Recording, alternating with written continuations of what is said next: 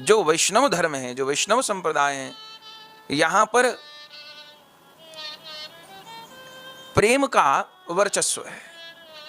यहां किसी हठ योग के द्वारा, किसी साधन बल के द्वारा भगवान को प्राप्त करने की, अनुभव करने की चेष्टा नहीं है। वैष्णव धर्म में शरणागति के द्वारा, समर्पण के द्वारा भगवान को प्राप्त करने की विधा है। जैसे जो बंदर का बच्चा होता है, वह अपनी मां को पकड़े रहता है। आप देखेंगे छोटा बच्चा होता है और बंदरिया कहां से कहां छलांग लगा देगी, वो नहीं पकड़ती बंदरिया को, बच्चे को पकड़े रहना पड़ता है अपनी मां को, और वो जहां जाना है जाती रहती है, उछलती रहती है, तो बच्चे को पकड़ा रहना पड़ता है। और कहीं आपने बिल्ली को देखा हो, बिल्ली के छोटे छोटे बच्चे होते हैं, उसको कुत्ते से बचाने के लिए उनको कई घरों में छिपाना पड़ता है।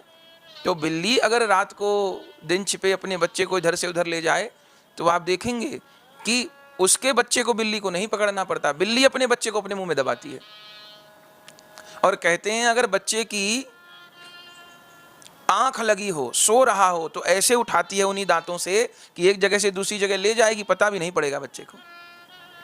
और वही बिल्ली उन्हीं दांतों से चूहे को भी पकड़ती है, तो क्या होता है, चूहे को मार डालती है, खा जाती है। तो वैष्णवता का जो मूल है, यहां वास्तव में भक्त भगवान को पकड़ने का प्रयास नहीं करता है, वह तो एक अबोध शिशु के समान शरणागत हो जाता है। जैसे बड़े बच्चे का माँ बाप इतना ध्यान नहीं रखते, अब बच्चा 20 बरस का हो गया तो अपने आप उठ जाएगा, अपने आप अपना काम कर लेगा, अपने आप चला जाएगा, अपने आप आ जाएगा, इतनी चिंता थोड़ी करते हैं। और गोद का बालक हो तब तो माँ बाप अरे निलाने धुलाने की भी चिंता करेंगे, हाथ से ही पवाएंगे। जो भक्त हैं वह भगवान के छोटे बालक हैं। एक भक्त को भगवत प्राप्ति के लिए इतना ही प्रयास करना पड़ता है कि वह अपने हृदय को भगवान के अतिरिक्त अन्य लोगों से खाली कर ले,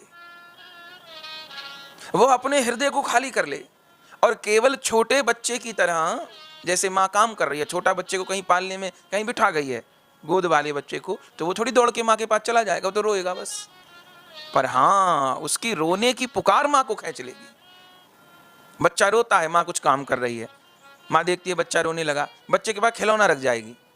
अब बच्चा थोड़ी देर खिलौने में बहलेगा, बहल गया तो बड़ी अच्छी बात, फिर रोया, अच्छा ओ, फिर उसको मिठाई पकड़ा गई, बच्चे ने थोड़ी मिठाई खाई, थोड़ा मन लगा, फिर रोया, अब के टोपी पकड़ा गई, अब के कुछ और चाबी पकड़ा गई। जब तक बच्चा बहलता रहता है सामानों से, माँ कुछ ना कुछ पकड़ाती रहती है। एक समय ऐसा आता है जब बच्चा खिलौने से, चाबी से, मिठाई से, टॉफी से, बिस्कुट से, हर चीज से उपराम हो जाता है, विरक्त हो जाता है। अब नहीं, अब वो केवल माँ को देखकर माँ के लिए रोता है। तब फिर माँ जान जाती है कि अब किसी चीज से नहीं बहलेगा, फिर कितना जरूरी माँ काम कर रही हो, बच्चे को रोते नहीं देख पाएगी, वह उस काम को छोड़ करके तुरंत आकर के बच्चे को गोद में उठा लेगी। ऐसा ही होता है ना, ये तो घर गृहस्थी की बात है, आप बहुत बेहतर जानते हैं। बंधुओं, वैष्णवता का, भक्ति का भी कुछ अंतर रहस्य ऐसा ही है। बड़ा बच्चा है, माँ के पास दौड़ के चला जाएगा, ज्ञानी बड़े बच्चे हैं, योगी बड़े बच्चे हैं, वे शायद दौड़ के चले जाते हों, पर भक्त बड़ा नहीं। यहां तो तृणादपि सुनीचे न सिखाया जाता है। हम छोटे हैं तो छोटे बालक को माँ को पाना हो और कोई पाए नहीं, वो दौड़ भाग सकता भी नहीं है, उसे रोना है, रो के पुकारना है।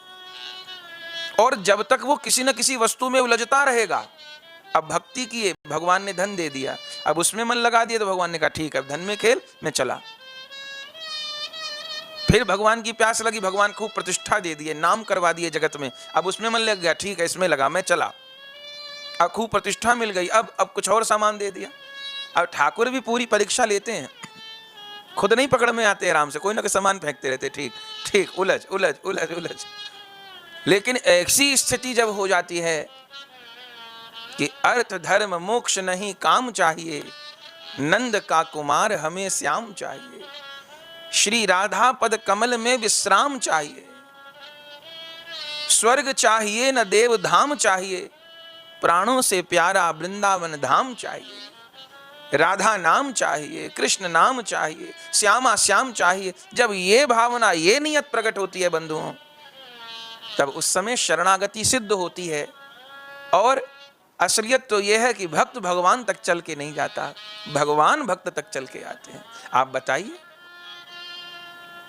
प्रहलाद जी नरसिंह भगवान के पास गए थे कि नरसिंह प्रहलाद जी के पास आए थे? आप बताइए। ध्रुव जी वैकुंठ गए थे कि वैकुंठनाथ ध्रुव जी के पास आए थे? बताइए। ब्रजवासी गोलोक गए थे कि गोलोक बिहारी ब्रज में आया था? अवधवासी साकेत गए थे कि साकेतवासी अवध में आया था? ये यही अवतार रहस्य है, ये भक्ति का अंतर रहस्य है। हाँ, कहा जाता है सब ठीक बात, पर वास्तव में असलियत यह है कि भगवान चल के आते हैं, भक्त नहीं जाता कहीं। भक्त को तो एक जगह स्थिर होके, स्थिर से अर्थ केवल शरीर स्थिर करने से नहीं है, एक जगह स्थिर होके माने चित्त को स्थिर करके। हाँ, उसमें वृंदावन वास हो जाए तो क्या कहना, पर अपने चित्त को स्थिर करके बस वो रोए, वो तड़पे, वो पुकारे, अपने हृदय में श्यामा श्याम के अतिरिक्त और किसी के पैर न जमने दे, बस राधा गोविंद के लिए रोए, राधा गोविंद के लिए तड़पे, उन्हीं को चाहे, पुकारे। परीक्षाएं भी होंगी, कोई ना कोई वस्तु देके उलझाया जाएगा, पर उलझे नहीं, भ्रम को ब्रह्म न मान बैठे। और यदि उसकी लालसा, उसका रुदन, उसका विरह, उसकी विकलता उत्तरोत्तर बढ़ती गई और जैसे 100 पैसा 16 आना शरणागति सिद्ध होगी, तो भैया कभी राम बन के और कभी श्याम बन के चले आना, हरि जी चले आना।